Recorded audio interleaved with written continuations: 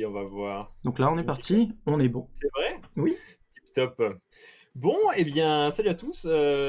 Aujourd'hui, du coup, on se retrouve avec Gaëtan Bojano. Salut Gaëtan. Et dans un petit interview, voilà, pour discuter, répondre à vos questions.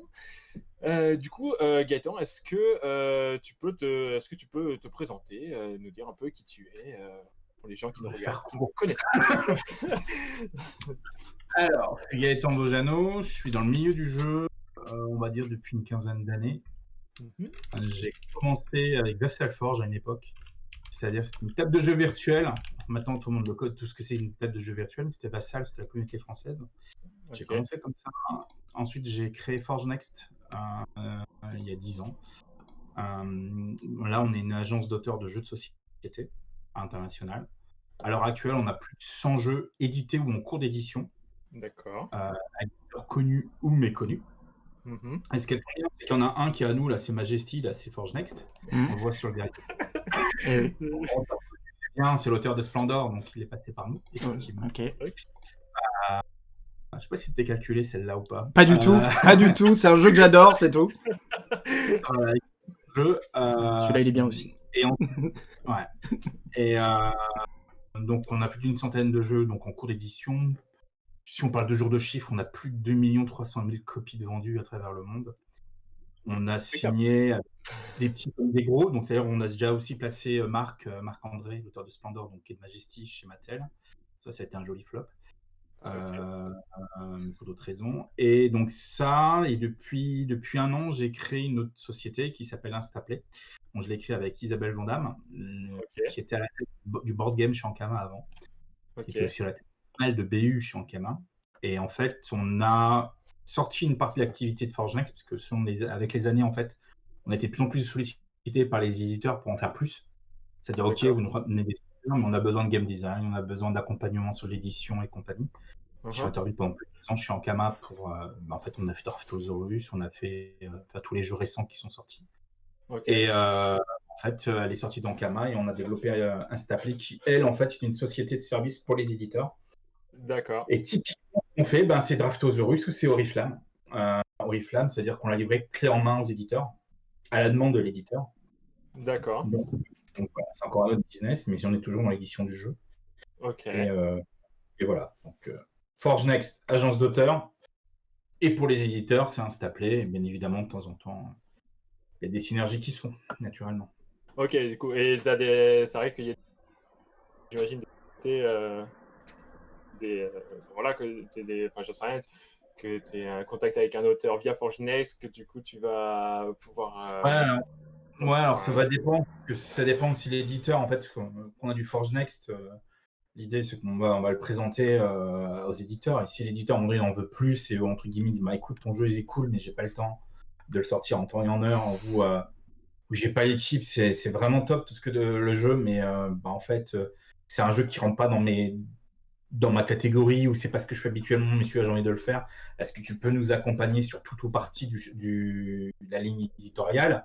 Oui, on le fait et on va le faire avec Instaplay.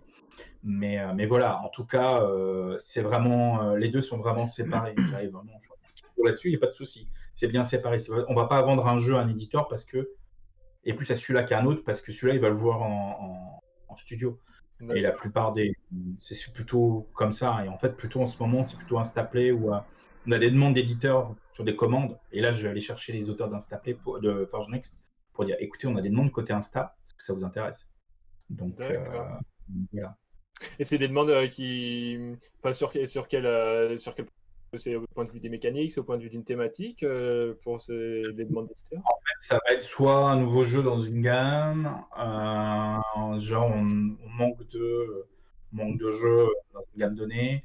Là, on a un éditeur américain qui nous demande un jeu d'escape, Ok. moitié escape, moitié enquête, donc là on travaille dessus. On a des gens du monde du livre qui veulent se lancer dans le jeu de société. Alors, je parle pas d'HS, je parle de boîte, Mhm. qui sont venus nous voir pour dire on a marre. Enfin, nos jeux on les faisait en interne, ce serait bien qu'on ait des vrais auteurs. Donc là, on accompagne aussi. Donc voilà, c'est des trucs de gamme. Et dans ce cas-là, effectivement, chez Forge Next, on a des personnes pour le faire et on le fait. On le demande à nos auteurs, ceux qui ça les tente. Et puis voilà, on a l'Escape Book aussi de Don't Panic, là, qu'ils avaient fait, le petit magazine là, qui font tous les trimestres, là, pareil, dessus. On avait fait le numéro 2 dans la même situation. Ok. Donc, et après, ça peut être sur des licences, sur un univers donné, quoi que ce soit. Enfin, c'est selon les occasions et les besoins des éditeurs par rapport à l'instant, quoi, en fait. D'accord. Et toi, du coup, après, une fois, imaginons que tu as une commande comme ça, tu vas arpenter, enfin, chercher un auteur parmi soit ceux que tu as déjà, ou même tu vas même à la recherche de ceux avec qui tu n'étais pas forcément en contact. Alors, il y a deux choses. Instaplay, on a aussi des demandes comment dire, de mise en contact d'auteurs connus. Ok. Typiquement, ce qui s'est passé avec Draftosaurus chez Ankama, à un moment donné. Donc maintenant, ça c'est ce que faisait en Forge Next, et maintenant c'est ce qu'on fait dans Instaplay. Ok.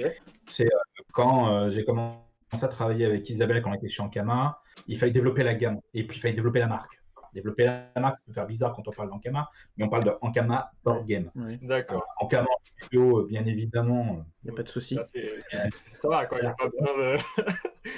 C'est game, surtout en France, on va dire ça comme ça, hein, parce qu'international, c'est un petit peu plus compliqué, mais Ok. bon, ils ont plus rien à démontrer à quiconque. Et en board game, c'est un peu plus dur, ils avaient que Crossmaster. Et Isabelle avait vraiment un souhait de développer la qualité des jeux, de développer la marque et la reconnaissance, et ça passait aussi, entre autres, par rapport à des comment dire, des auteurs connus. Donc, la petite histoire derrière Draftosaurus, d'ailleurs, c'est qu'au début, on était en plein de faire le Monster. C'était appelé comment ce jeu de KS qu'on a fait? Honte à moi. On avait fait un Arena, premier... non, c'est pas ça. Non, juste après, en fait. Je le retrouverai. Comment dire, un vrai KS, le premier KS qu'on avait fait avec eux. Ok. Et là, il fallait faire des scénarios. Moi, je m'entends très très bien avec l'équipe Kaedama. Il était important aussi qu'on ait des noms. Ok. Et dans ce cas-là, on s'est plutôt orienté vers l'équipe Kaedama. Donc, on voulait clairement le nom d'Antoine sur la boîte, on voulait clairement le nom de Ludo sur la boîte. Ok. Et en fait, pendant qu'on travaillait à cette partie-là, de temps en temps, quand j'allais à la cafetière, je ramenais des sacs de jeux ou de matos. Et un dimanche soir, quand j'étais là pour bosser sur les scénars avec eux, on a commencé à sortir les boîtes de jeux, et il y avait sorti Dino Meeple, enfin Dino Party plutôt. C'est parti. Et donc, Dino Meeple, les petits trucs, un jeu qui a fait un four, qui n'a pas tellement bien marché, mais ils avaient des dinos trop mignons. Et là, il y a tout Rivière. Mais les dinos sont top. T'es comme un fou. Et il pourrait faire un jeu avec ça, mais un vrai jeu, quoi, les gars, un jeu qui marche, quoi. Donc, et là, je lui sors sur le ton de la plaisanterie, je fais, bah écoute, go, parce que là, on a justement décidé avec Isabelle de lancer une nouvelle gamme à moins de 20 €. Ça va nous coûter rien du tout, parce qu'on a déjà les outils de ce qu'on appelle les découpes, parce que tout ce qui est tooling, pour ne pas utiliser un terme anglais, c'est un coût. Ouais. Bah, ça va nous coûter à produire.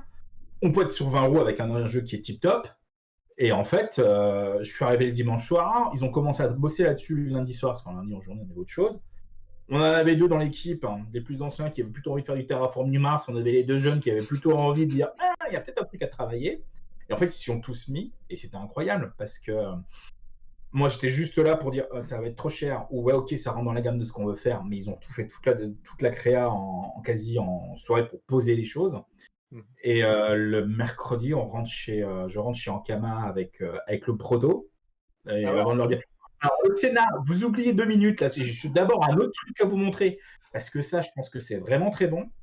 Et en fait, le jeudi, c'était signé. Donc, l'idée le dimanche, le jeudi signé, un truc incroyable. Après, ils ont bossé pendant des semaines et des mois pour typiquement finaliser le jeu. Ludo a passé beaucoup de temps dessus, un vrai travail d'équipe en face. Et en plus, aussi, Isabelle me dit c'est top, faut qu'on le sorte vite parce qu'on a les noms sur la boîte. Par contre, gros problème, l'équipe, elle est pas. On est full, quoi. L'équipe, elle en a ras la gueule, et est-ce que tu peux filer un coup de main? Et donc, effectivement, là, j'étais plus loin. On a été chercher les illustrateurs, on a été réécrire les règles, on a retravaillé avec les auteurs, et moins d'un an plus tard, on sort Drafto avec le succès qu'on connaît, quoi. Et typiquement, oui, on peut aller chercher des auteurs, et oui, des auteurs connus. Après, on ne fait pas systématiquement, on fait quand c'est pertinent. Quand ça rentre dans une idée de marketing et de communication pour l'éditeur, pour développer sa marque et sa gamme, et ça, c'est super important. Mais aussi pour que ce soit pertinent sur un marché. je vais dire un truc tout bête, mais c'est si vous faites du jeu ultra familial, limite du party game, vous n'allez pas chercher Eric Lang. Et voilà. Et d'un autre côté, si vous allez chercher du jeu Ameritrash ou quoi que ce soit, il y a des auteurs français qui collent moins, on va dire ça comme ça, quoi. C'est même s'ils peuvent monter, mais c'est plus porteur d'avoir, voilà, si on refait la comparaison, un Eric Lang sur de l'Ameritrash qu'un Théo. C'est pas qu'ils savent pas faire, c'est que c'est juste simplement par rapport au public. Ouais.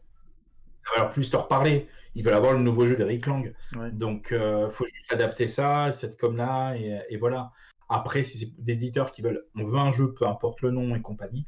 Nous aussi, on a des auteurs qui montent chez nous, qui se développent bien, mais ça, dans ce cas-là, je donne prio naturel aux auteurs longue durée, parce qu'on a des auteurs en longue durée en agence.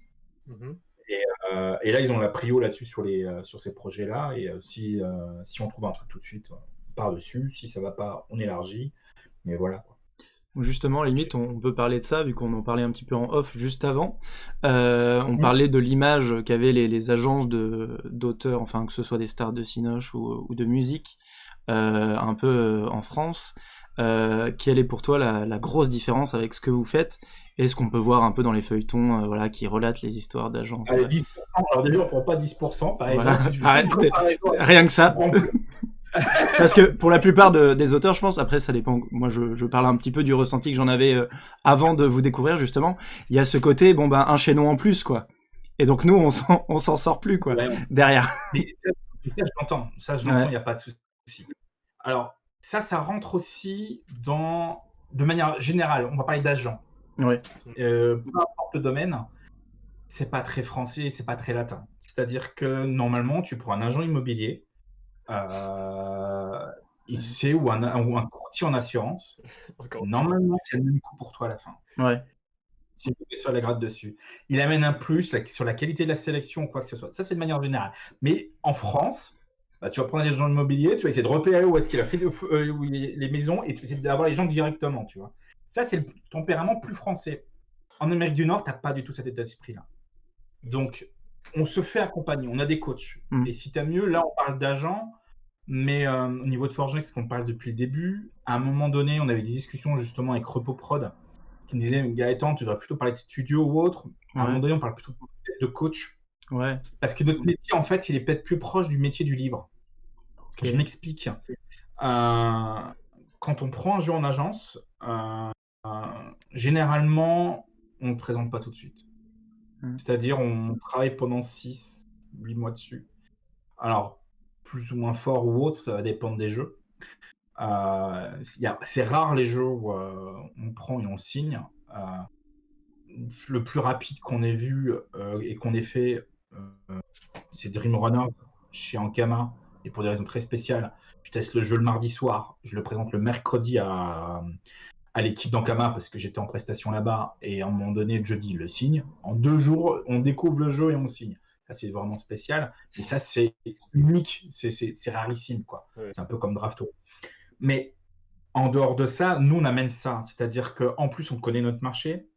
Donc, on va me dire, ouais, on va vraiment aider au développement. Alors, par contre, on ne fait pas le développement à la place. C'est qu'on accompagne l'auteur. Ouais. Et on est là aussi pour développer sa carrière. C'est-à-dire qu'on va plutôt être sur un truc où, à un moment donné, on va toujours travailler sur un premier jeu avec un auteur. Et si ça se passe bien mutuellement, c'est-à-dire que si lui, il adore travailler avec nous et nous, ça se passe bien avec lui, que les tares de chacun, entre guillemets, parce qu'on n'est pas parfait, sont supportés de part et d'autre, on va lui proposer un contrat longue durée. Dans ce cas-là, on va prendre l'ensemble de ces jeux et on va travailler là-dessus. Et nous, ce qu'on fait derrière, c'est l'accompagner là-dedans. On va l'accompagner sur la négociation du contrat. On a des contrats qui, on les négocie plus haut. Donc voilà, on a déjà eu des auteurs qui ont déjà signé chez un éditeur et puis en fait ils nous passent un de leurs jeux, on le finalise et on le propose à un éditeur avec qui ils ont déjà travaillé par le passé. Puis il débarque, il fait mais attends, tu... En négo, ben ouais. Alors il me passait de 5 à 8, il dit mais comment quoi? Oui, mais c'est notre négo et puis à un moment donné, si l'éditeur veut continuer à bosser avec nous, il sait qu'à un moment donné, on va demander plus haut, et ça va être ça, et parce qu'aussi derrière, on va accompagner, c'est-à-dire que nous, on est en contact direct avec l'éditeur, on va être à data claque, c'est-à-dire que dans les deux sens, c'est-à-dire que c'est nous qui faisons l'intermédiaire, mais on connaît, et en plus, on a fait de la prestation dans de l'édition, donc on connaît le métier, on sait ce que veut dire l'éditeur, donc on va être beaucoup plus pertinent, on sait notre métier à temps plein, c'est-à-dire que la plupart des auteurs, en plus, sont en journée ailleurs. Si un sujet qui est chaud, on va le traiter dans la journée, et on va en reparler avec l'auteur par la suite. Mais voilà, on est dans la réactivité, on est dans l'accompagnement. Si à un moment donné, il y a un message à faire passer aux côtés de l'éditeur, on connaît les arguments pour le faire passer au-delà du « c'est mon jeu, touche-y pas, c'est la 7e merveille du monde ». Et inversement, l'éditeur, s'il débarque en disant là, c'est la dernière version », et là on dit écoute, il y a un souci là parce que c'est pas trop ce qu'on t'a envoyé, c'est pas trop l'esprit, et l'auteur aime pas ça, donc non, on va pas partir là-dessus. Et voilà, et on a un poids aussi parce qu'on a une certaine légitimité. Donc ça aussi c'est important pour les plus jeunes.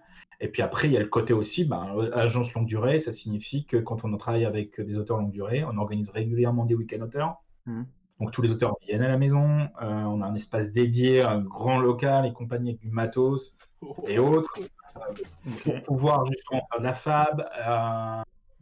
On fait aussi de la co-créa, on pousse beaucoup là-dessus, on les accompagne à mort, quoi. Donc c'est pas juste prendre un jeu et démarcher des éditeurs et go. Par contre, si tu fais ça, c'est quand même assez rentable en moyenne parce que nous on met beaucoup d'argent sur un jeu, parce qu'on va faire des vidéos, on va se déplacer en physique partout, même si en ce moment c'est un peu chaud, on l'a quand même fait en France en septembre-octobre. Voilà, il y a beaucoup de relationnel au quotidien, et quotidien c'est 7 jours sur 7. Donc voilà, donc c'est plus qu'un auteur, c'est plus qu'un éditeur, enfin qu'un agent classique lambda, où on n'est pas un passeur de carton, quoi. Il y a des passeurs de plat, nous on n'est pas des passeurs de carton. On va beaucoup plus loin que ça, quoi. Ok, et du coup, je voulais juste sur la relation que vous avez avec l'auteur, et comment vous faites votre sélection, entre guillemets, j'imagine que vous devez recevoir plein de choses, je sais pas, quels sont vos critères? Est-ce que c'est plus du coup de cœur? Est-ce que c'est des... C'est une bonne question, ça a vachement évolué. Alors au tout début, quand j'ai créé Forge Next, je n'étais pas tout seul, et entre autres il y avait Laurent Picard à l'époque, et avec Laurent on était des gros joueurs. Enfin, un peu, hein. Mais la problématique, c'est qu'on avait un fonctionnement qui était ouais, gros jeu, c'est cool. Le problème, c'est que les gros jeux, ça se vend pas. Donc, c'est volume, et avec ce qu'on prend, en fait, on prend 30% de droits d'auteur. Réellement, on n'en vit pas, quoi. Donc, à un moment donné, on a adapté ça. Donc, ce qu'on sélectionne, nous, globalement, c'est tout sauf les gros joueurs, les gros jeux.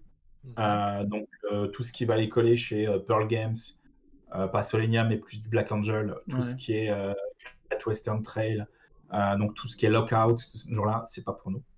Ça, c'est sûr. Parce que ça demande... Il y a peu d'éditeurs. Il y a peu d'auteurs aussi. Ça, faut le reconnaître. C'est-à-dire qu'une fois que tu as pris la place de Pfister ou de Stefan Feld ou quoi que ce soit, il y a des auteurs qui sont très reconnus, du Vital Lacerda ou autre, c'est pas facile de se faire une place. Et ensuite, derrière, ça demande énormément de temps de développement. Donc, le temps de replicabilité pour nous, il n'est pas là. Donc, en fait, on couvre tout le reste. On peut prendre aussi du jeu abstrait. Alors, ça, c'est où on va me dire, jeu abstrait, c'est peut-être même plus dur que du jeu, que du gros jeu bien lourd. Ouais, tout à fait. Mais je suis fan de jeux abstraits, donc ça me va bien. Et deux, c'est beaucoup plus simple à régler, façon de parler, c'est beaucoup plus direct. Donc, on peut le faire. D'ailleurs, c'est comme ça qu'on a récupéré Dominique Breton au tout début, où à un moment donné, on a fait la course de Gigamic. Parce qu'on avait rencontré, j'avais repéré Ignis, et j'étais sûr de pouvoir le placer, que Gigamic allait se décider. Et on a fait la course comme ça, en fait. Seule fois que j'ai fait ça. Mais par contre, oui, du jeu enfant, et on recherche beaucoup de jeux enfants, et c'est dur. C'est c'est dur. Dur de trouver des auteurs de jeux pour enfants. Non, en plus. Ah, il n'y a pas de souci, je peux vous en Après, proposer il est plein. pas tout le monde, mais voilà, mais c'est dur de trouver vraiment quelque chose parce que c'est pas si simple que ça à faire. Ça paraît tout bête. Mais, Ouais. je pense que c'est même plus dur de faire un jeu enfant que pour faire un gros jeu avec des tableaux Excel. Et après, on prend tout le reste du familial et tout. Donc en fait, après, derrière, le coup de cœur marche. C'est-à-dire qu'on arrive à prendre des jeux. Je vais te prendre un autre exemple de coup de cœur de 2 trucs qu'on a fait. C'est Arkham Noir chez Lido Nova avec Yves Tourini. Typiquement, Yves, il travaille avec nous depuis le début. Et en fait, il débarque un jour, j'ai un jeu solo. Avant la grosse vague des jeux solo, Kickstarter. Ah ouais, d'accord. Wow. Et après, il fait, et c'est moi qui fais toutes les illustrations en noir et blanc. Et là, tu te sens con.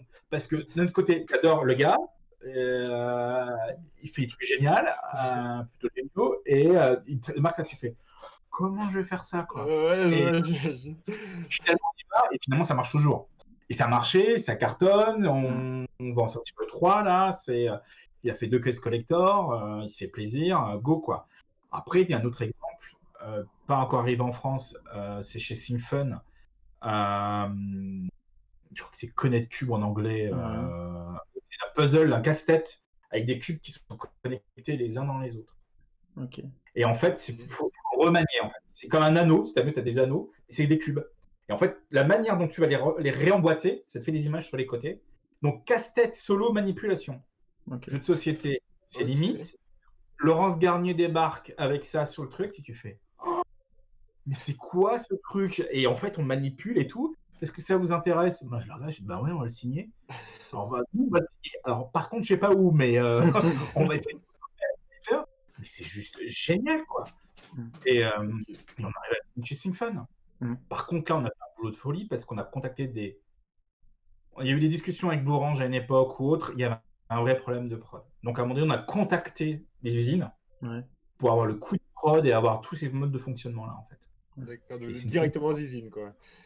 Ouais, nous on est capable de faire ça. Parce qu'il y a quoi? Il y a des aimants dans les trucs ou des choses comme ça? Ou non, c'est vraiment. C'est assez souple, précis, en fait. Quoi. Ouais. Et, le jeu est sorti, j'ai même pas une boîte ici. Donc ça, c'est moins cool. Et qu'on a sorti le jeu. Mais le truc, c'est que, c'est comment t'expliquer ça? Imagine que tu as un dé mais en forme de tube, c'est-à-dire que tu as 2 faces opposées qui sont vides. Ok. Ils sont emboîtés comme une chaîne.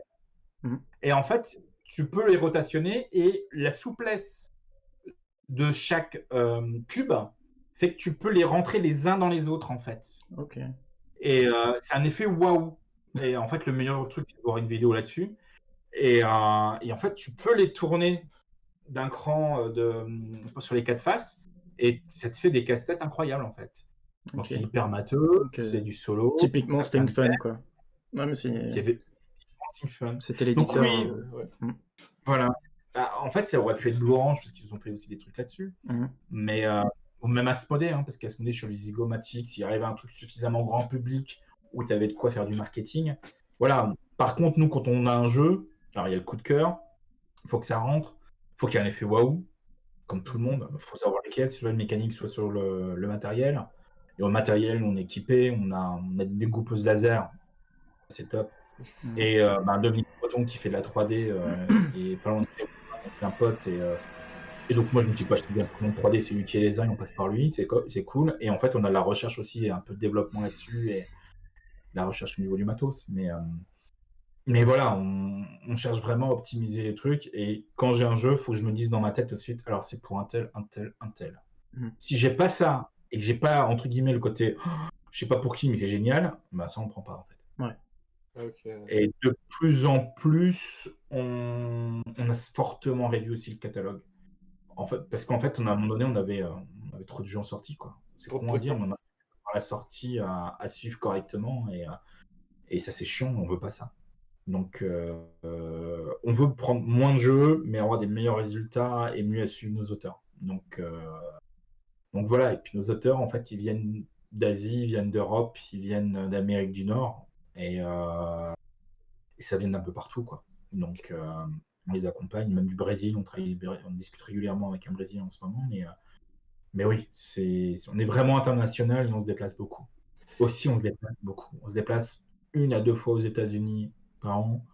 On va en Asie, on va en Corée, on va au Japon. On se balade beaucoup en Allemagne, bien évidemment, et en Europe. On se déplace et on va voir du monde. Bon, depuis 1 an, on est plutôt cloué au sol, mais on compense autrement. Mais ouais, le contact humain, il est primordial, quoi.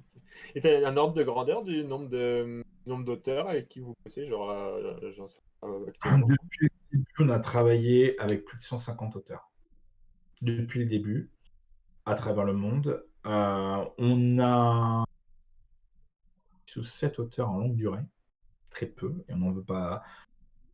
Ouais. On n'en aura pas 20, on n'en aura pas 40. Il faut que ça se complète les uns les autres, il faut que tout le monde s'entende. En fait, c'est aussi ça, c'est que c'est devenu aussi des familles, et les auteurs longue durée sont aussi devenus des potes. Beaucoup sont devenus des amis. Et en fait, pendant les week-ends auteurs, il faut que ça se passe super bien. Donc, on est là, on claire, ces auteurs-là sont au courant de tout le fonctionnement de Forge Next. Je cache rien à cela, naturellement, et de tout ce qui rentre. Donc, il y a ici une confiance à avoir. Il y a beaucoup d'explications aussi qu'on amène parce qu'on va pas travailler avec tous les éditeurs. Il y a des éditeurs chez nous qui sont blacklistés pour plein de raisons, entre ceux qui payent pas, ceux qui font pas le boulot en temps et en heure, ceux qui ont un peu rien à carrer de l'auteur. Voilà, il y a des autres éditeurs qu'on a blacklistés. C'est super bien d'avoir un tampon comme vous, justement, de ce point de vue-là. Ouais, mais tout le monde n'est pas prêt à l'accepter. Ouais. Tout le monde n'est pas. Ah ouais, je te jure. En fait, j'ai tendance de plus en plus depuis 1 an ou 2 à dire si tu veux ton nom sur la boîte, et seulement ça, viens pas nous voir. Ouais. Tu as juste besoin de cette partie-là. Ça va pas coller parce que, en fait, nous, ce qu'on va vouloir voir, c'est choisir le bon éditeur pour ton jeu, que ça fit dans les 2 sens, et qu'ensuite, ça se développe. L'exemple, c'est Oriflamme. Quand on a récupéré Oriflamme, on a eu un énorme coup de cœur aussi, et autres. C'est une histoire de confiance. Et à un moment donné, là, on est en train de tout développer autour des 2 frangins et Sling. Et là, on a fait Dal 2 qui est sorti et compagnie, mais c'est la longue durée. Et eux, ils nous ont fait confiance. Là, au début, le jeu était une période chez Matago, et on l'a ressorti pour aller chez Hachette. Et derrière, c'est du travail. Et on compense. Les 2 frangins ont un métier, une vie à côté voilà. Et nous, on compense énormément dans le test, on compense tout ça. Et c'est important aussi. Et ça, tu vas pas le faire avec tout le monde. Donc, d'où cette réciprocité, en fait. Donc, ça, du longue durée, on en cherche. Mais faut juste que ça fitte bien, en fait. Ouais. Faut juste que ça fitte bien. Parce que s'ils débarquent en week-end et que j'ai des auteurs qui me disent ah ouais, un tel il vient là, non, quoi. Donc je viens pas. Là, ça va me poser un souci. Mais d'ailleurs, à un moment donné, on a le problème inverse, c'est-à-dire qu'à un moment donné, on a dit alors, les temps de durée de repas, on va les réduire. Parce que passer 4 heures à table le midi et 4 heures à table le soir, c'est cool. On a du super bon temps ensemble, mais vous venez là aussi pour bosser. Bah oui. Donc, la balance naturellement prendre du poids. J'avais des post-week-end auteurs où c'était juste horrible. Donc voilà, mais voilà, ça montre un peu aussi l'ambiance qu'il y a autour à ce niveau-là. Il faut joindre les deux, l'utile à l'agréable, et il faut que les auteurs, ça fonctionne pour eux. Il faut qu'on ait des résultats. Si normalement on a des comptes à rendre. Et puis la notion de plaisir, elle est primordiale. Faire des jeux, c'est cool, mais vous n'avez pas, c'est rarissime de gagner sa vie avec ça. Donc à un moment donné, faut le faire de manière pro, tout en gardant la notion de plaisir. C'est pas toujours très simple. C'est l'équilibre, ouais, pas facile à trouver. Ouais, je trouve. Ouais, c'est à nous, en tant que Forge Next, d'enlever le côté chiant, côté administratif, négo de contrat, faire les suivis et compagnie, et aux auteurs d'avoir la partie créa et un peu délire par rapport à ça, et se garder cette notion de plaisir, et qu'on soit là pour alimenter tiens, on a une idée de ça. Perso, j'ai été auteur de quelques jeux, le plus connu c'est Concept, mais En dehors de ça, Effectivement. c'est pas ma vie, quoi. J'ai passé peut-être plus de temps sur. On parlait de Majestic tout à l'heure. J'ai même passé plus de temps sur Majestic, sur Concept. C'est pas un problème pour moi parce que c'est ce que je préfère faire. Donc régulièrement, on file des idées aux auteurs en disant tiens, j'ai pensé à ça, est-ce qu'il y en a un qui ça rebondit, ou il y a un éditeur qui vient de faire une demande, j'ai pensé à ça, j'ai pas le temps, est-ce qu'il y a quelqu'un qui veut bosser dessus? Et je passe pas mal de temps après à les accompagner dans le développement, mais voilà, l'objectif c'est de créer générer cette créativité et de l'entretenir en fait. Ok. Ouais. Je vois. Je vais sur une question là qui a été demandée par quelqu'un auquel on avait un petit peu parlé, évoqué juste avant de commencer l'interview. C'est donc, du coup toi qui es en contact avec les éditions et un peu les demandes des éditeurs. Voilà, qu'est-ce qu'un éditeur va rechercher aujourd'hui et est-ce qu'il y a des différences avec ce qu'un éditeur recherchait avant? Enfin, est-ce qu'il y a... Enfin, voilà, est-ce que tu peux... Déjà, de manière générique, il y a 10 ans, tu pouvais débarquer avec une idée chez un éditeur, il pouvait passer du temps à le finir. Mhm. Ça, c'est fini. Ok. Je charrie souvent, alors l'équipe a pas mal changé, c'est peu de gens de l'époque. Je charrie souvent l'équipe de RepoProd, surtout les anciens patrons Thomas et Cédric, en leur disant on leur aurait présenté Concept il y a 2 ans, ils ne l'auraient pas signé. C'est sûr et certain. Parce que l'état d'avancement, il y a eu gros de boulot avec eux. Vraiment, on a bossé pour 2 ans, et eux énormément.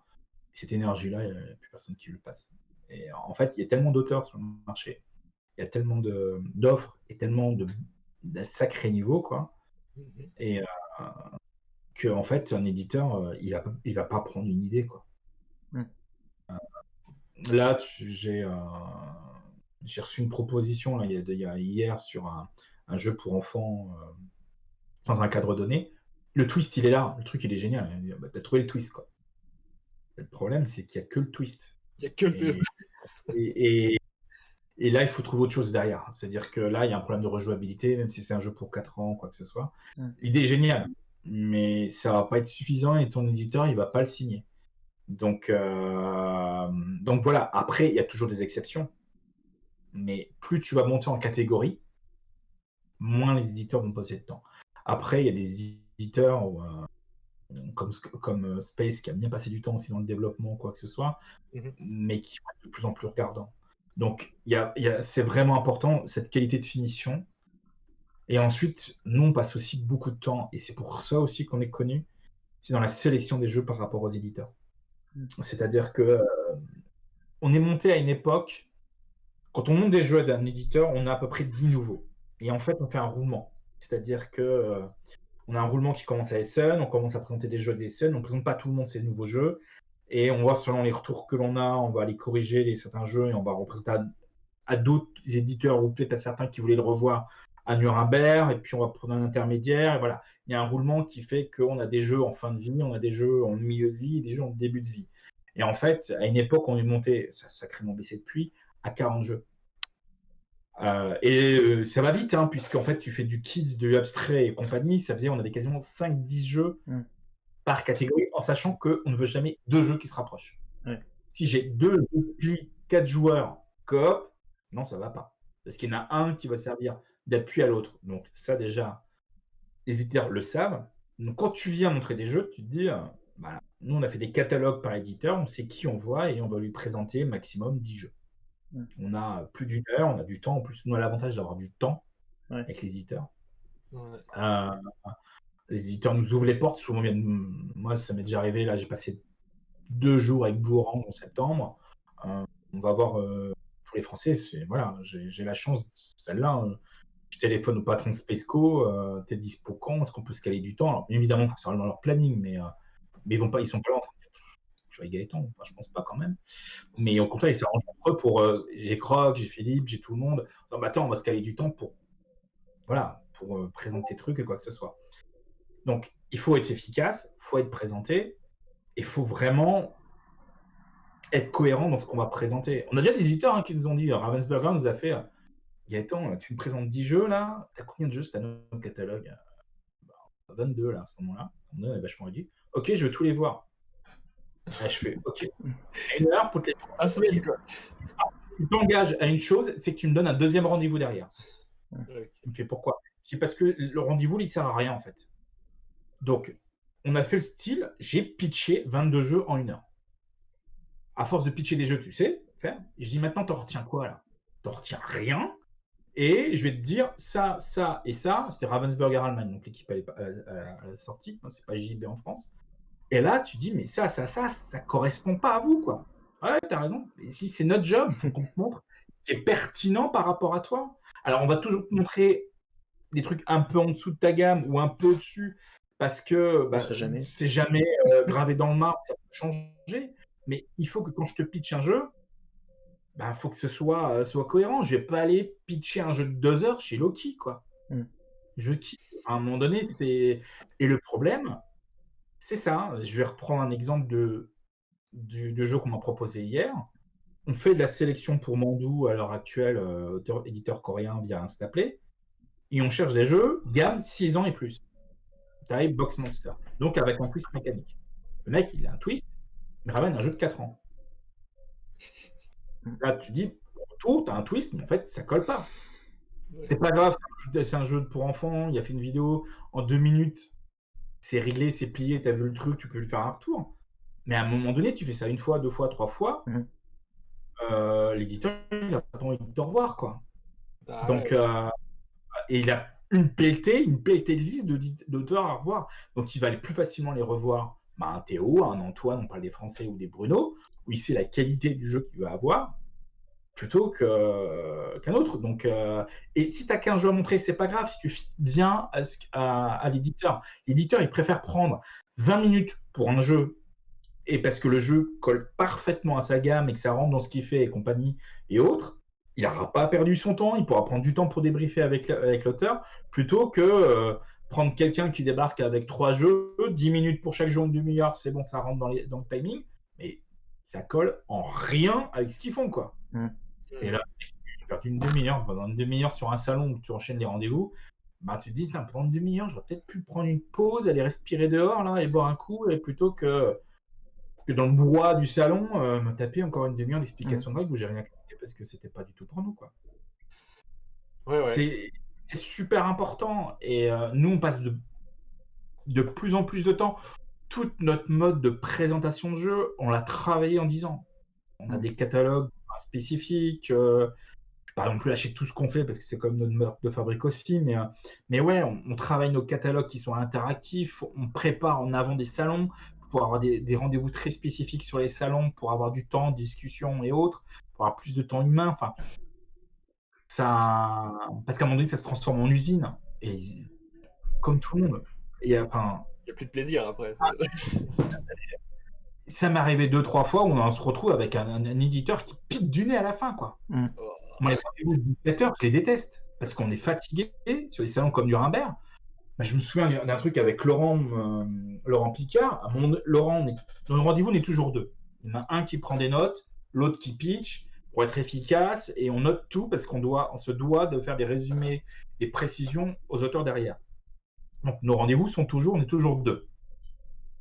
Et là, le mec est piqué du nez. Donc Laurent présente le jeu avec le matos et tout, et il est dans son truc, quoi. Il regarde pas le gars. Et à un moment donné, je lui donne un coup, je dis, laisse tomber, il s'est endormi, le mec.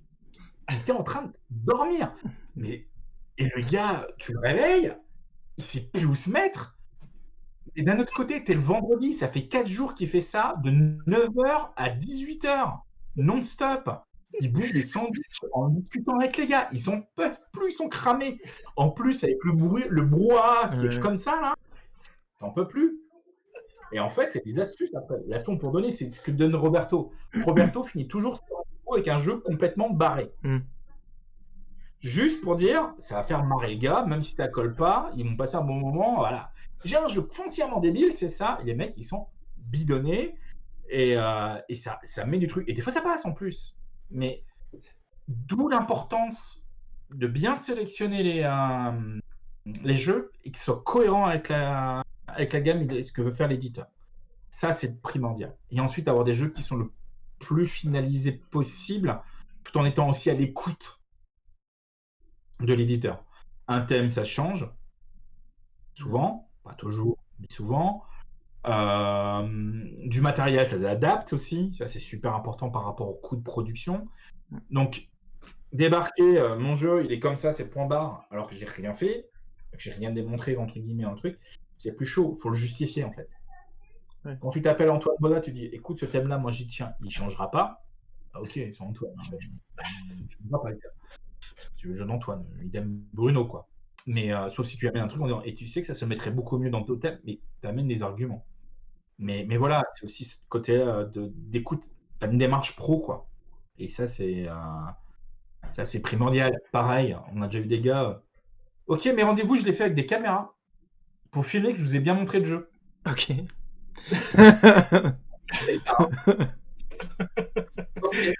Le parage. Ah non. Il y a peu de temps, j'ai un gars qui me fait alors, je te rassure, tout est déposé à l'INPI, j'ai des cartes, j'ai tout sur enveloppe solo, le truc ultra classique et autres. Tu te dis, bah alors toi mon gars, t'as pas écouté la sage, t'as pas été voir ces trucs-là, tu connais rien au monde du jeu, ça ne sert à rien. Et tu l'expliques et le gars s'emballe, tu sais. Comment je protège mon truc? Mais tu le protèges pas. Tu protèges. Ah si, tu peux le protéger. En évitant d'en parler à tout brinzin que ce qu'on disait tout à l'heure avant l'émission. Tu présentes pas ton côté waouh 8 mois avant que tu aies fini ton jeu, tu commences à le présenter quand ton jeu il est prêt en fait. Tu t'évites. Tu montres à tout le monde. En même temps, tu arroses la planète entière. Autre truc, tu présentes à plusieurs éditeurs. Ouais.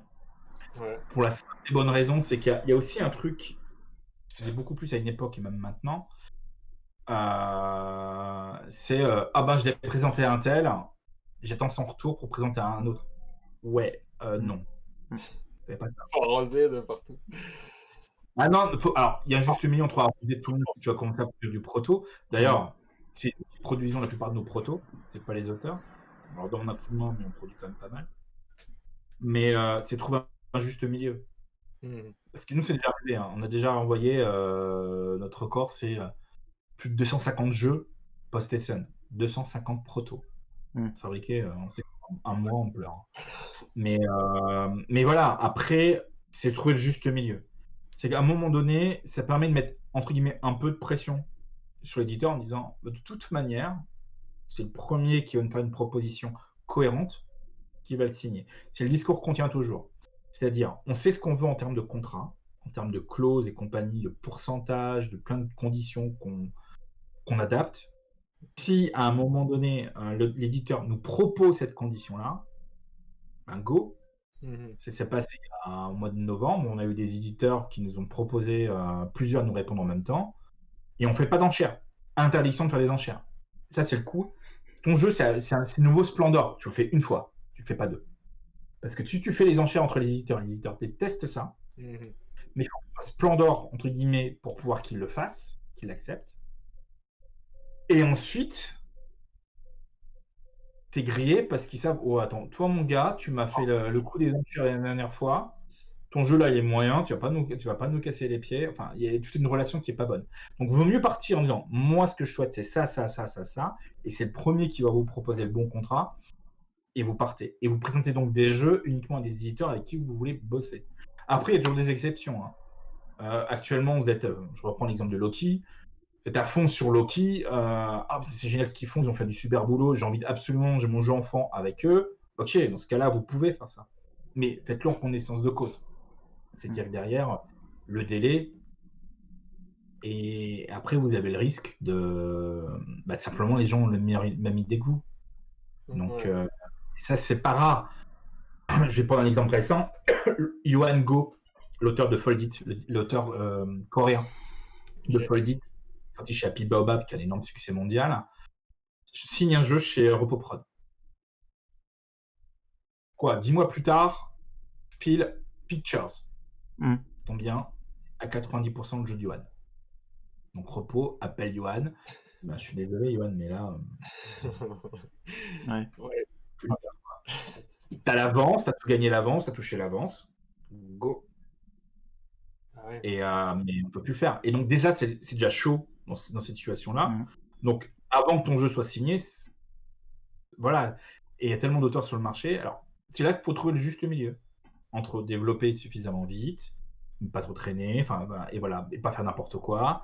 Mais on est 10 000 à avoir la même idée. Il y a un jeu chez ThinkFun, un jeu de cartes, qui est exactement le même jeu qui est chez FlipFlap. C'est le même. Et en fait, ils sont sortis quasiment en même temps. Et connaissant les deux équipes, il n'y en a aucun qui a copié sur l'autre, quoi. Ah ouais. Ouais, mais... C'est un truc de fou, quoi. Et en fait, on dit souvent, il y a des idées dans Ouais, c'est ça, il y a des idées dans l'air. Ouais. Mhm. et ça tombe. Donc c'est pas simple. Ah ouais. Tiens, du coup, Donc, j'ai une question sous les yeux là, que ça me fait penser un peu à ça. C'est quelqu'un qui demande si lorsqu'on voit qu'un jeu peut mettre plusieurs années entre proto, signature, édition, est-ce que tu penses qu'il y a intérêt à surfer sur un type de jeu alors que la mode peut disparaître entre les deux du coup? ben, si tu fais un roll and write maintenant, t'es mal barré, hein. Ouais. La Voilà. place, à moins de signer chez des éditeurs où je vais pas te donner de nom, il vaut mieux éviter de signer. D'ailleurs, de temps en temps, c'est bien aussi de. Alors, nous, on fait en interne, mais des auteurs qui passent pas par nous, parce que je ne tiendrai jamais ce discours-là, entre guillemets, sur le Zoom, même si je suis assez cash, et ça sert à rien de faire du bashing d'éditeurs comme ça. Renseignez-vous de temps en temps auprès de la SAGE, selon certains éditeurs. Parce que même moi, j'ai des auteurs avec qui on leur dit Ouais, je je sais. l'ai connu dans un autre jeu, là, tu viens de signer chez un tel, t'es sûr là? Parce que ça pue un peu, quoi. Renseigne-toi par ailleurs, quoi. Ah ouais, Donc, ok. ouais, c'est compliqué. Mais et donc tout ça pour dire que pour revenir à la question initiale qui était ce qu'il y a du moment, bah en fait, le meilleur truc pour pas être déçu, c'est faire le jeu que tu as envie de jouer, quoi. Ouais. C'est ce que dit aussi souvent Bono. Mais faut avoir cette notion-là. Et tu commenceras à faire du jeu streamliné, c'est-à-dire par rapport à la demande ou quoi que ce soit. Quand tu auras un peu plus de vécu, tu sauras un peu le jeu ou quoi que ce soit. Mais surtout, si c'est un auteur débutant, qui se fasse plaisir, même si c'est un OK game, juste pour s'entraîner et voir. Et puis après, au fur et à mesure, ça s'améliorera. Moi, j'ai connu Wilfried et Marie au tout début. Wilfried et Marie, ils ont voulu passer par Forge Next. Enfin, on a eu des jeux de Wilfried et Marie d'ailleurs. Le Mr. Wolf, qui a gagné l'As d'Or, est passé chez nous. On les a connus largement avant. J'ai mis beaucoup de temps à avoir les premiers jeux. Non pas que moi, comment dire, que ils refusaient. C'est moi qui ne les voulais pas, parce qu'ils n'avaient pas le niveau. Et entre les nouveaux jeux et maintenant, voilà, ils ont c'est un cap. Tout le monde d'ailleurs, hein, ils ont appris. Hein. Et maintenant, ils ont plus à faire leurs preuves sur les jeux pour enfants. Donc, tout le monde, c'est un vrai boulot être auteur de jeu. C'est faut pas, c'est pas qu'avoir une idée. Ce qu'on disait aussi tout à l'heure avant l'émission, c'est une idée, c'est cool, mais un auteur de jeu, pour moi, c'est celui qui va au bout de son truc. Il a fait ses règles, son jeu tourne. Alors c'est peut-être un OK game, mais c'est pas grave. Ouais. L'exercice de style est déjà compliqué.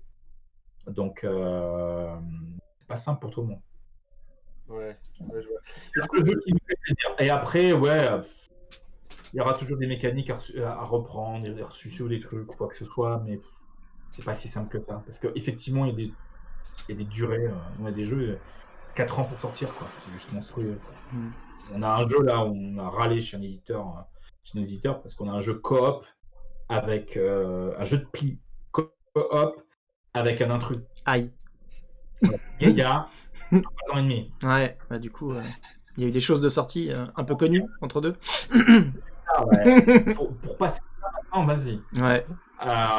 Là, on a l'aime. Et là, par contre, typiquement, ils reviennent vers nous. Ah bah finalement, on va sortir le jeu, mais on touche rien au game design.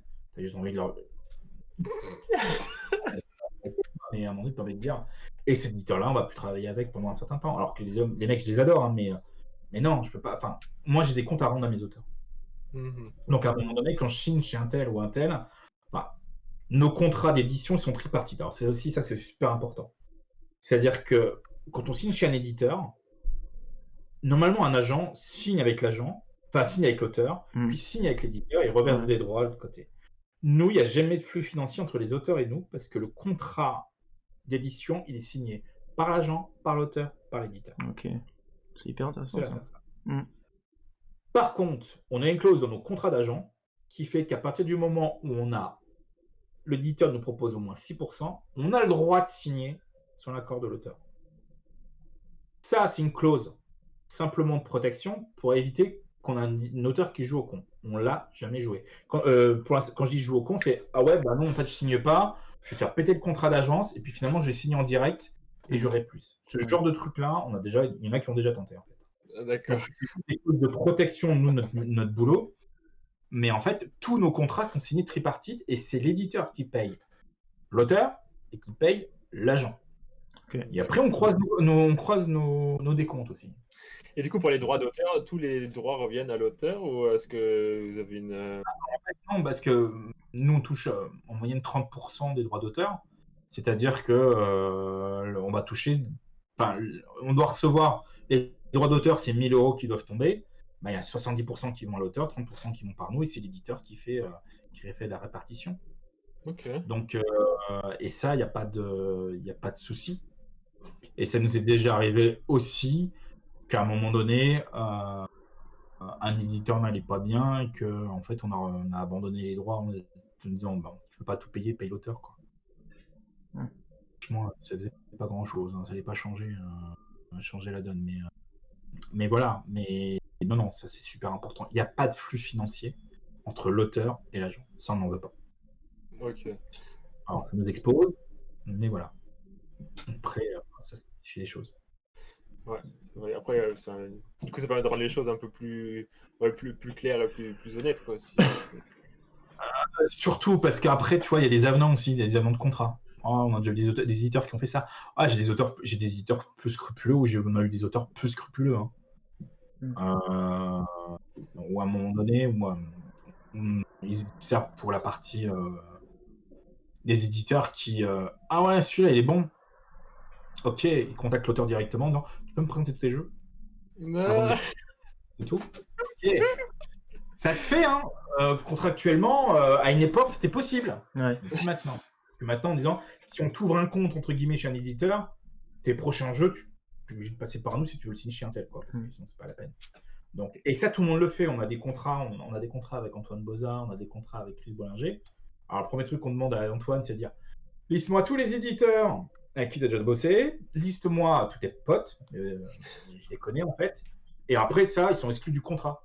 Bien évidemment, c'est-à-dire que Repos Production, on ne va pas présenter un jeu d'Antoine chez Repos, ça c'est débile, à moins qu'on ait une idée géniale et voilà. Puis Antoine, il va nous présenter des jeux qui sont tellement spécifiques, c'est qu'il n'a pas envie de les démarcher ou il n'a pas l'énergie pour, ou ce que je veux dire, en dehors de la France, il dit bon, tiens Gaëtan, et c'est plus un truc, tiens, t'as un jeu à moi, fais-toi plaisir, c'est plus un cadeau entre guillemets qu'il nous fait que nous qui lui rendons service, quoi. C'est plutôt dans l'autre sens. Okay. Mais voilà, c'est important aussi de fonctionner comme ça, dans la confiance. Les contrats, même les contrats d'édition, il faut toujours prendre un truc, on doit s'y référer quand ça va pas. Donc il faut prévoir tous les cas pourris, même un contrat d'édition. Quand ça va pas, on s'y réfère.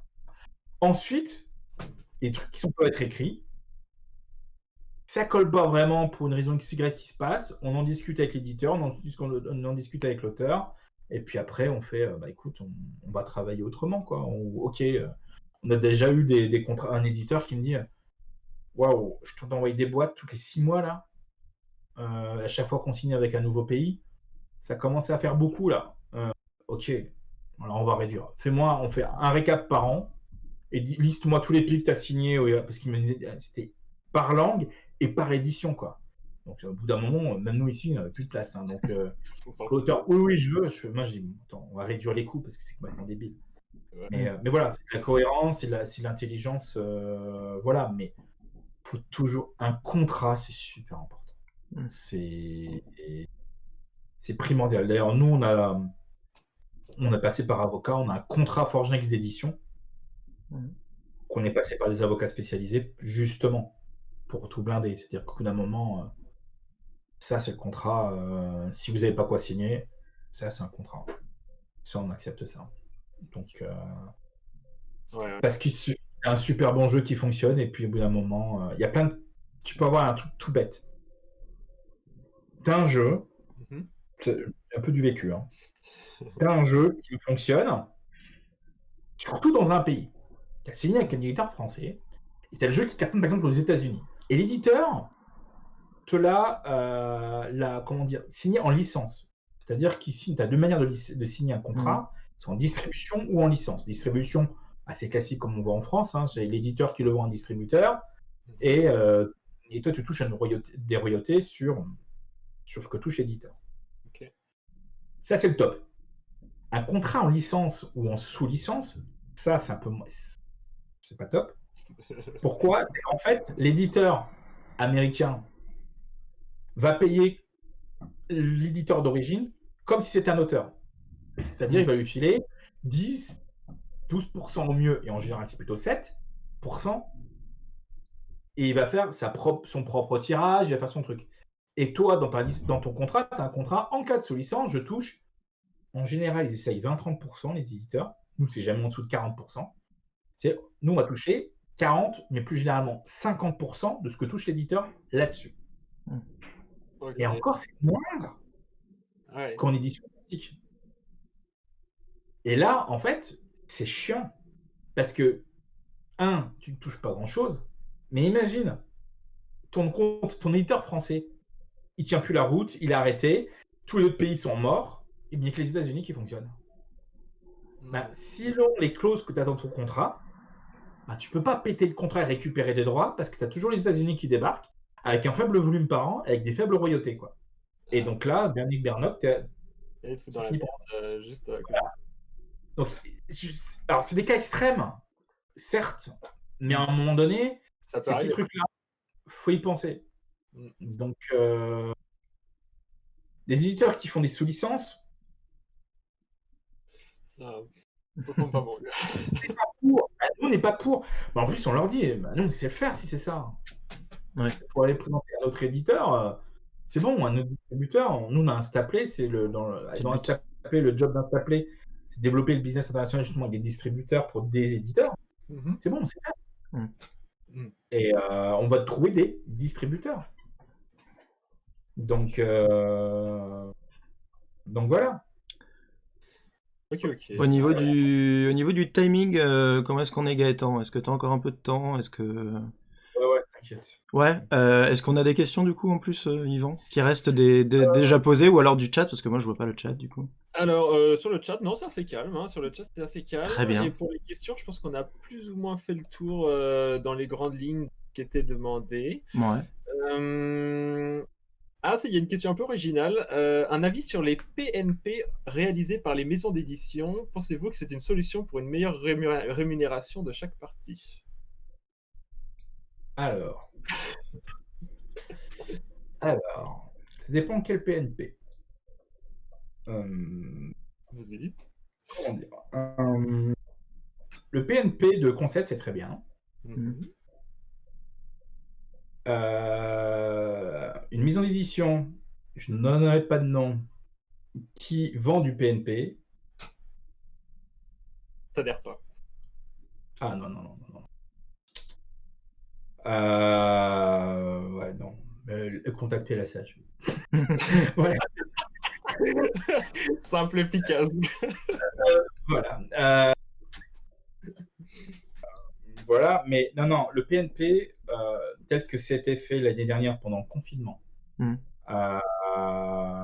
sur la partie pour promouvoir des jeux, comme ça a été fait sur The Loop, comme ça a été fait sur Foufoufou, de jeux de Théo, comme ça a été fait sur Concept. Sur Concept, on a eu plus de 150 000 téléchargements. Nous, on en a fait sur des protos. Alors, sur des protos... Ouais, sur King Domino, là. On en a fait 2, avec l'accord des auteurs, j'ai pris un graphiste pour ça, et qu'on a coupé aussi au bout d'un moment. Mais tous ces trucs-là, oui, c'est bien, il n'y a pas de souci quand ton jeu il est édité. Un éditeur qui ne sait pas éditer ton jeu, qui ne prend 0 risque et vend du PNP, non. C'est pas possible. Pour moi, c'est du foutage de gueule, parce que vous regardez NSV, Nürnberg-Spiel-Kartenverlag, c'est ceux qui font, c'est ceux qui ont fait The Game et compagnie. Ils ont des gammes pas chères de Print and Play et de Run and Write. Donc, pourquoi pas? Mais à un moment donné, si on veut éditer un jeu, il faut du physique. il faut du physique, il faut ce plaisir-là. Voilà. Après, le print and play comme objet, comment dire, de marketing et autres, oui, Ouais. sur des trucs très cadrés et compagnie. Mais voilà, c'est pas plus que ça, quoi. Et ce qui s'est passé l'année dernière, c'était excellent. Ils ont très bien fait de faire ça. Après, l'édition, c'est autre chose, c'est un autre sujet. Mais voilà. Et d'ailleurs, entre nous soit dit, si vous êtes auteur, il y a un truc aussi qui est super important, c'est éviter les PNP.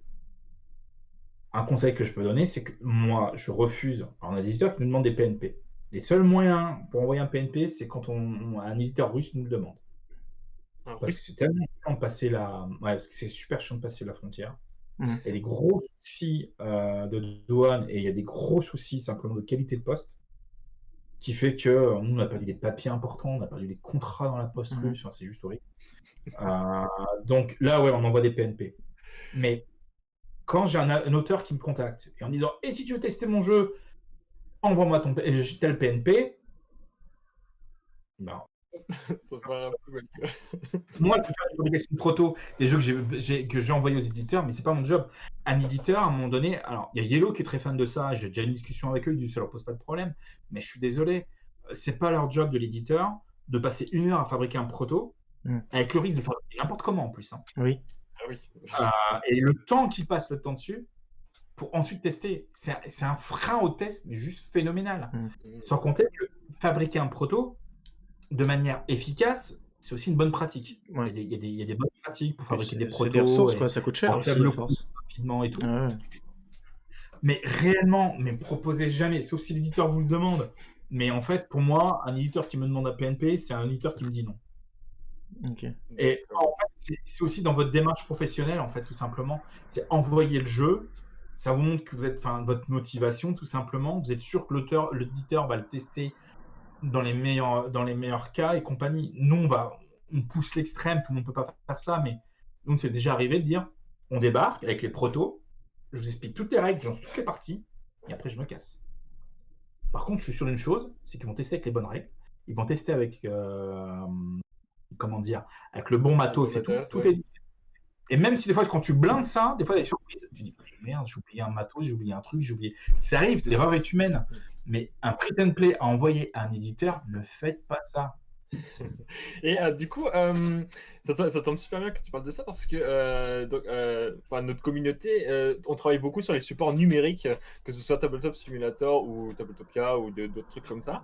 Et voilà, est-ce que ça peut être un bon moyen de démarchage? Ou est-ce que, par exemple, même toi, de ton côté, est-ce qu'un auteur pourrait venir te voir? Du coup, deuxième question, quel serait un peu le meilleur moyen pour venir te voir si quelqu'un veut te proposer un jeu et se dit ça correspond bien à ce que je cherche, ce que je fais, tout ça? Déjà, pour venir nous voir, ça va être rapide là-dessus, on n'analyse pas des jeux qui ont déjà vus par des éditeurs. Si vous avez déjà fait ces jeux à des éditeurs, c'est pas pour nous. Pour nous, il est brûlé, on ne prend pas.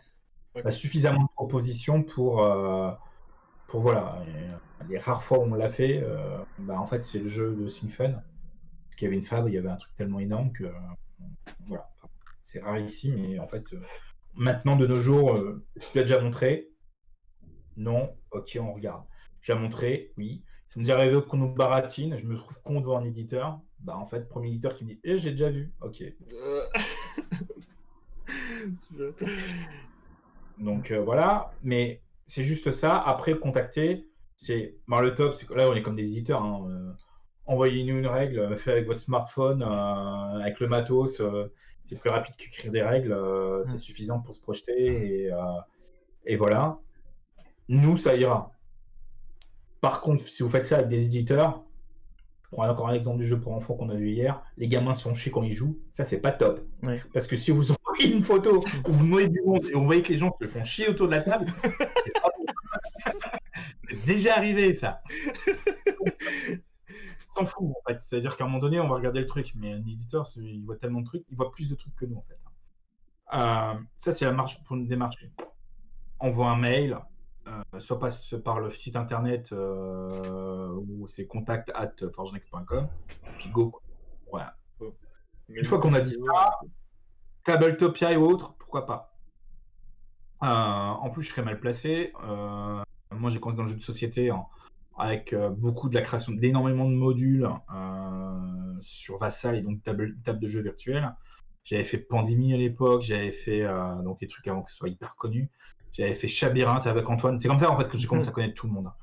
Libertalia avec Asmo, enfin j'ai fait énormément de choses. Et donc oui, c'est bien, surtout en ce moment. Après, tout ne s'y prête pas, bien évidemment. Là, déjà, Et oui. vous avez deux choix. Vous avez le choix entre Tabletopia et vous avez le choix entre Tabletop Simulator. Je vois beaucoup de Tabletop Simulator. En fait, la problématique, c'est que quand tu es auteur et que tu veux démarcher par toi-même, il faut que tu sois commercial. Mon job, en fait, c'est commercial. Je dis autrement, c'est que je dois aller vendre des prototypes de jeux. Donc, il faut que tu te mettes à la place de ton client. Est-ce que ton client s'installe Steam sur son poste de boulot? Est-ce que tu peux s'acheter une licence sur le compte du boulot? Normalement, non. Est-ce que ton client va s'y retrouver dans Steam et pour s'y retrouver là derrière? Non. Alors, certes, il y a des auteurs, Dominique Breton par exemple, qui me hait à chaque fois. Je lui dis il faut un module Tabletopia et non pas un module Tabletop Simulator. Tabletop Simulator, c'est génial pour faire de prototypes, faire du test. Parce que tu peux faire du développement en ligne, tu n'es pas limité en nombre de modules, t'es pas voilà, ça là-dessus c'est top. Mais en fait, c'est pourri pour montrer ça à un éditeur, sauf dans certains cas. Pourquoi? Parce que c'est chiant, il y a des contraintes, il y a des licences, il y a des coûts d'achat, et en fait, c'est beaucoup plus efficace de montrer ça sur Tabletopia. Et voilà. Après, tout le monde ne le fera pas. Déjà montré là, pendant la période de confinement ou montrer des évolutions de proto sur Tabletopia. On a déjà eu des problèmes avec des éditeurs ou des grosses boîtes où on nous dit j'ai pas le droit d'accès au site et compagnie avec des droits, des problématiques de firewall et compagnie. Donc c'est pas anodin. Donc voilà, c'est pas. Faut se mettre à la place de trucs. Par contre, pour développer, je passe à peu près actuellement 3 à 4 heures par semaine minimum sur Tabletopia pour faire du playtest. Donc c'est très bien. Mais pensez toujours que en partie game, ça se prête pas, que le downtime, c'est pas le même dans un sens comme dans un autre. Il y a plein de trucs qui font que, quoi. À un moment donné, il faudra passer par physique, mais que c'est super pratique, ça fait gagner un temps fou, oui. Et certains éditeurs le feront et seront OK, mais pas tout le monde. Pas tout le monde. Donc, avec des gros éditeurs, j'ai fait du Tabletopia. Après, moi, j'ai aussi l'autre contrainte, c'est que de temps en temps, j'ai des éditeurs qui me disent coup de Gaëtan, on va attendre un mois, on va attendre que tel ou tel confinement, ça dépend lequel, le 2 ou 3 en ce moment, se termine et on va se voir après, ça sera beaucoup plus cool. Parce que les éditeurs aussi ont ras-le-bol des écrans à distance. Donc voilà. Mais ça, c'est. Voilà. Tabletopia, pas Tabletop Simulator. Pour un éditeur. Après, pour le tester, pour le développer, vous pouvez faire comme vous l'entendez, mais c'est un peu le conseil que je peux filer là-dessus, quoi. Okay. Mais envoyer un petit Tabletopia pour que l'éditeur se débrouille tout seul, non. Faut l'éditeur. Toujours. Toujours. À un moment donné, c'est n'importe qui, vous êtes commercial, à un moment donné, c'est pas une bouteille à la mer.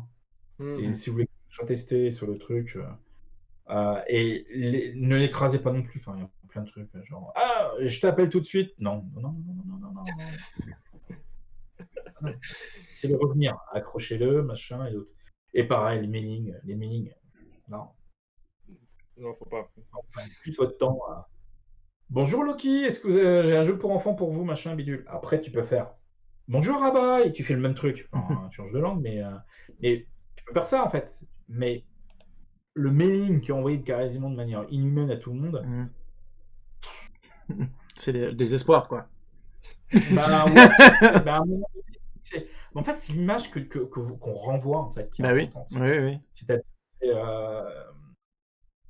Je vais revenir à Théo. Si Théo cartonne, ok, il fait des bons jeux, mais c'est pas que ça. Théo, il est pro jusqu'au bout des ongles, Théo Rivière. Il est pro jusqu'au bout des ongles. Donc, moi, je reçois des vidéos proto de lui pour certains trucs. C'est fait avec les moyens du bord et compagnie, mais c'est hyper efficace, en fait. Et c'est pré-mâché, c'est voilà. Et c'est pareil, une règle. une règle pour un éditeur n'est pas une règle pour des joueurs. On n'écrit pas du tout de la même manière. Vous verrez les règles de Knizia, des protos, c'est juste impressionnant. C'est hyper court, on va pas expliquer ce que c'est que des points d'action. Oui. Les points d'action, c'est un peu comme mécanique de jeu, mais on se comprend. Un draft, on va pas l'expliquer. Oui. On va être précis, on va écrire des règles propres mais efficaces et avec le tour de jeu bien découpé. C'est limite de l'algorithme, en fait. Et le fluff, il va être minimaliste. C'est pas une règle d'édition. Une règle d'édition, je vois une règle qui débarque avec une mise en page de folie et compagnie, je me dis, putain, il a encore passé plus de temps à faire sa mise en page qu'à tester son jeu, quoi. Donc, alors, c'est peut-être complètement faux, quoi. Mais ça donne, t'as envie de dire, on peut faire des trucs super propres sur Google Docs. Ouais. Et on n'a pas besoin de faire une mise en page de folie. Voilà, après, on prend Frédéric Vania qui bosse chez Ludovox, qu'on a eu aussi en agence chez nous, et adore faire des premières pages déco, quoi que ce soit. Vous prenez Kaedama, vous prenez Ludovic Maublanc, fait des boîtes, ou même maintenant Théo, font des boîtes super. Bon, on se prend pas la tête avec ça, hein, si vous voulez voir une boîte proto Forge Next. Typiquement, nous, elles sont comme ça. Hein. Mais... Par contre, les Forge Next, on les voit. Hein. Ouais. Ça nous coûte pas cher le code. Par contre, chez l'éditeur, nous, ils savent qu'ils doivent tous les tester, nos jeux. Parce qu'ils voient tous les trucs avec nos logos Forge Next et ils disent, oula, on est à la bourre. Et donc, ils testent en même temps. Mais voilà, c'est-à-dire qu'après, on peut se faire plaisir sur certains éléments, mais la priorité, c'est dans le contenu du jeu, en fait. Ouais. Et de vraiment pré-mâcher le boulot de l'éditeur, ça prend du temps. Alors, nous, on prend, et nos auteurs ne se prennent pas la tête avec ça, entre guillemets. Mais par contre, on les accompagne dans l'écriture de règles. Aussi, et les règles. Écrire même si pour présenter un jeu, vous faites une vidéo, quoi que ce soit, il faut quand même une écriture de règles derrière parce que ça rentre dans votre boulot et ça rentre dans... À un moment donné, j'ai écouté une vidéo, vous ne pouvez pas rentrer dans le détail. Et à un moment donné, sur la règle en elle-même, vous allez rentrer plus dans le détail ou quoi que ce soit, et c'est la référence pour le playtest. Ouais. Et je voulais un peu dans la même idée, au niveau du pitch du jeu, parce que le pitch doit être du coup super important pour le démarchage. Et est-ce que... Enfin, voilà, comment est-ce que le pitch pour les éditeurs ou pour toi, c'est plutôt un pitch avec un peu les mécaniques de base du truc ou plutôt l'ambiance, je sais plus ce que c'est le terme exact. Mécanique d'ambiance, un pitch d'ambiance, quoi, on va dire. Ouais, un pitch d'ambiance ou un pitch de mécanique ou un truc comme ça. Qu'est-ce qui est le plus efficace un peu dans... Alors, moi, un peu ton point de vue. Moi, j'ai beaucoup plus loin que... Enfin, tu peux planter le décor, mais des fois, c'est mortel dans le cadre du sens. Je vais te prendre un exemple. Nuremberg l'année dernière, je débarque chez Ocean Friends, ou Ocean Friends, je parle pas allemand, voilà. Et j'ai un proto d'un auteur américain, et le thème, c'est la bibliothèque d'Alexandrie qui brûle. Il faut sauver les livres. Donc, je dis, bah voilà, c'est la bibliothèque d'Alexandrie, il faut sauver les livres. Le mec me regarde, il me fait, next.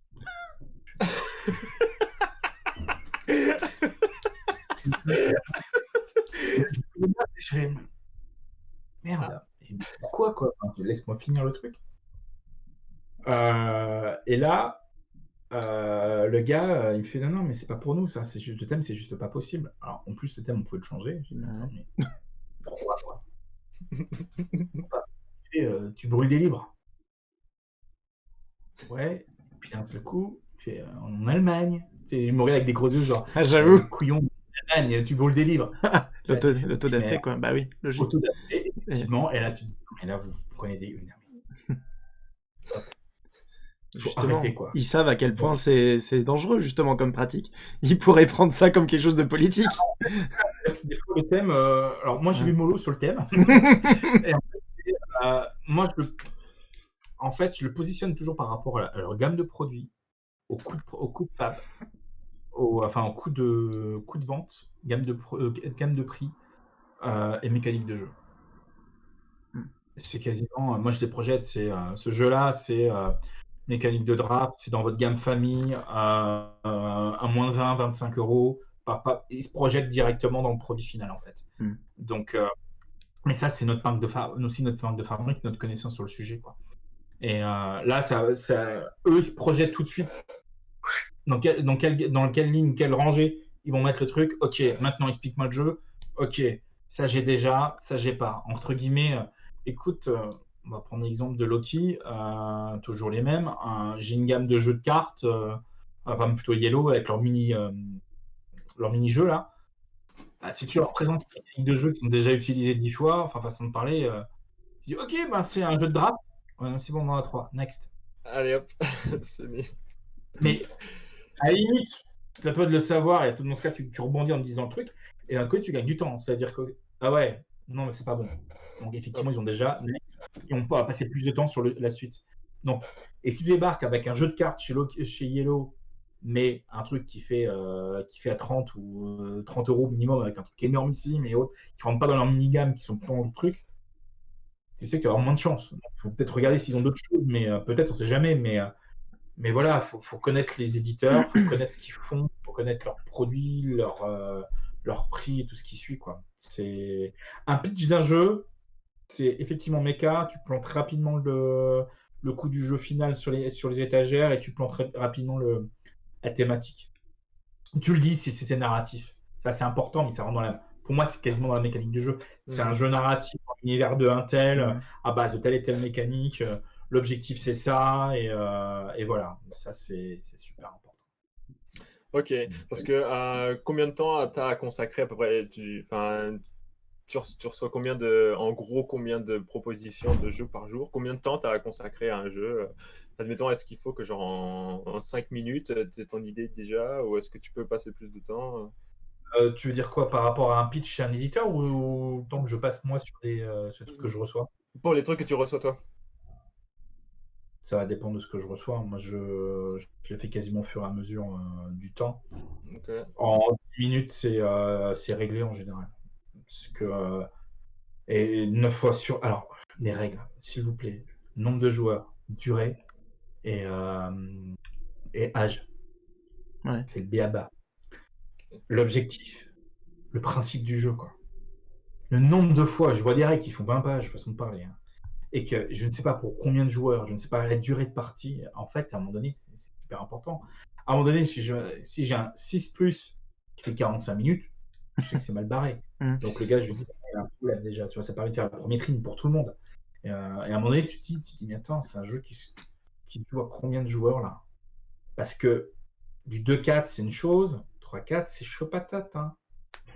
Donc aussi du 3-5, ça corrige un peu mieux. Enfin, il y a plein de petits trucs comme ça qui sont super importants dans les règles de jeu. Donc, et en fait, je me rends compte que 8 fois sur 10, je renvoie un mail en disant t'as une vidéo? Oui, non. Si t'as pas de vidéo, dans tes règles, tu peux mettre des illustrations et des exemples, s'il te plaît, pour que je puisse me projeter sur le truc. Peux-tu me dire combien de joueurs? Peux-tu me dire la durée de partie? Peux-tu me dire... C'est juste des trucs comme ça qui me fait que, à un moment donné, c'est pour ça qu'une vidéo, c'est beaucoup plus simple pour un auteur. Si tu dois commencer tout à illustrer et compagnie, c'est chaud. Et puis le nombre de personnes, par manque d'expérience, qui ne savent pas écrire des règles optimum, avec des bonnes pratiques du style, on évite de mettre des points de règle dans des exemples, et des trucs dans ce genre-là qui font que c'est pas simple aussi. Après, c'est pareil. Alors nous, on est un peu plus cool parce que quand on passe par nous, on estime que l'auteur, il connaît pas tout ça, pas toutes les bonnes pratiques, et il fait aussi appel à nous pour qu'on l'aide. Donc oui, c'est vrai qu'on tu peux me demander ça, parce qu'on se répète et au bout d'un moment, ça nous laisse. Mais d'un autre côté, la plupart des auteurs qui vont nous contacter. Alors, sauf si on a des auteurs nord-américains qui ont l'habitude de travailler. Je pense Eric B. Vogel, qui a fait Kitara chez Yellow. C'est un auteur très connu aux US. Il passe par nous maintenant pour tous ses jeux parce que ça le saoule et qu'il a plus envie de démarcher, quoi. Faut le dire ce qui est. Et qu'on gère tout son petit truc, et voilà. On le dorlote, en plus il est adorable. Nos auteurs coréens, c'est qu'ils veulent attaquer le plus de marchés possible. Voilà, et puis go. Donc au fur et à mesure, ça va s'améliorer. Mais c'est super important, en fait. C'est d'être le plus pro possible, en fait. Après, c'est des bonnes habitudes à prendre et à travailler. Et j'aurais tendance à dire, tout le monde n'est pas Bruno Catala. C'est-à-dire que Bruno Ça, c'est se vrai. permet des trucs. Non mais Bruno peut se permettre des choses aussi. Théo peut se permettre des choses parce que c'est des gens connus et que de toute manière, quand Bruno ou autre, je parle d'eux parce qu'ils sont connus, qu'on parle entre français, entre guillemets, qu'on dit qu'il y a une porte, parce que c'est Bruno, on va l'écouter. On va dire tout ce qu'il veut et on va l'écouter. Mm. Et là, quand tu as ce genre de discours-là, ça marche. Mais ce qui marche pour Bruno ne marche pas pour tout le monde, loin de là. C'est-à-dire qu'il faut faire ses preuves, il faut amener justement du pro par rapport à ça, de cette image par rapport à ça. Donc c'est super important. Ok. Cool. Désolé, j'ai eu une petite interruption. Est-ce que on bouclerait ça bientôt? Est-ce que tu auras, je sais pas, pour conclure, j'en sais rien, un conseil à nous donner aux auteurs, un truc qui te vient comme ça pour conclure? Tout ce que j'ai raconté déjà pas mal. J'aurais tendance à dire se faire plaisir et se faire plaisir, c'est la priorité number one en fait. C'est se faire plaisir et ensuite quand vous voulez passer à une phase de présentation, c'est mettez-vous à la place des personnes qui sont en face de vous. C'est voilà, c'est juste, je pense que c'est à partir du moment où vous déclinez ça sur tout ce que vous faites, normalement il ne devrait pas y avoir trop de soucis. Ça devrait bien se passer. Tout à fait. C'est le but. Hein. Oui. Bah ouais, quand même. Après, si on se fait pas plaisir, on peut pas faire plaisir aux autres non plus. Donc... Mais c'est super important. Ouais. C'est super important. Donc après, le niveau de création, le niveau de chacun va se développer avec le temps. Donc si vous êtes sur les premiers que vous prenez des valises, c'est pas grave. Vous y retournerez, il faut venir avec le temps, et puis après voilà quoi. On va apprendre à aimer ça. Mais non, c'est super. Et la famille et les potes, c'est pas un super bon truc de test. Hein. Non, du tout. Pas parce qu'ils adorent que. Non. C'est classe de bon sang. Deux fois. Ouais. On connaît ça. Ok. Voilà. Bon, bah, on va conclure là-dessus. Alors, super. Bah, merci beaucoup, en tout cas, Gaëtan, d'avoir pris le temps de venir nous parler. Merci au chat. Merci au public. Merci au chat. Il y avait, je sais pas combien il y avait de personnes aujourd'hui. Alors, finalement, j'ai vu le chat. Du coup, je me demande si les gens parlaient pas du tout, et donc j'avais pas de retour. Ou alors, est-ce que j'ai raté les premières entrées? Je ne sais pas. Du coup, alors, attends, si, c'est passé 2-3 trucs dans le chat, mais... c'est pour ça, je ne comprends pas. Bon, bref. On a de la publicité. Des oui, alors justement, ça, j'ai pas accès au chat, et donc je peux pas l'enlever, mais je l'aurais dégagé depuis longtemps. Mais bon, c'est pas grave. On a divers trucs. Non, mais bon, je crois qu'on a à peu près répondu à tout ce qui avait été posé comme question. Donc je crois qu'on peut terminer là-dessus. Merci, merci beaucoup. Merci Gaëtan. Puis peut-être à une prochaine, hein, si tu reçois tu vas peut-être recevoir des nouvelles de notre part, de quelques-uns de nous, on ne sait pas. Hein, peut-être. Pourquoi pas. Je dis toujours des nouvelles règles avec plaisir, c'est pas un souci. Trop bien, super. Cool. Super. Merci beaucoup. Allez, ciao Gaëtan, bonne soirée. Salut. Ciao.